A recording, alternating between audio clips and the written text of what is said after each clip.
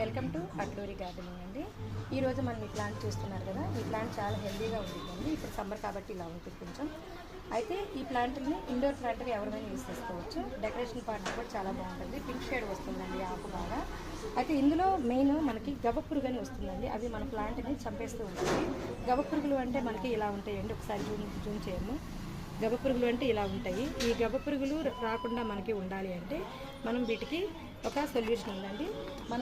మనం వాడేసిన ఎగ్స్ని తీసుకొని ఎగ్స్ని తీసేసుకొని మనం ఒక కవర్లో వేసుకొని వీటిని బాగా స్మాష్ చేసేసుకొని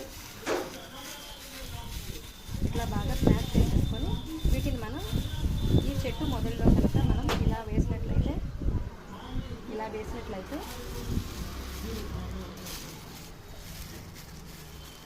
మొదల్లో వేసినట్లయితే ఆ గవ్వ పురుగులు తొందరగా చనిపోతాయండి. మనకు చెట్టుకు ఎలాంటి హాని జరగకుండా ఉంటుంది. వీటి వల్ల చాలా యూస్ ఉంటుందండి. ఎగ్స్ మనము పడేయకుండా, మనం ఆమ్లెట్ వేసుకున్న తర్వాత వాటిని ఎక్కువగా డస్ట్బిన్లో వేసేస్తూ ఉంటాము. అలా పడేయకుండా ఇలా ప్లాంట్లో కనుక మనం వేసామంటే మనకి మొక్కలు కూడా హెల్తీగా ఉంటాయి. ఆ గవ్వ పురుగులు అనేవి రాకుండా ఉంటాయండి. ఈ వీడియో కనుక మీకు నచ్చినట్టయితే షేర్ చేయండి, లైక్ చేయండి, సబ్స్క్రైబ్ చేయండి. Thank you.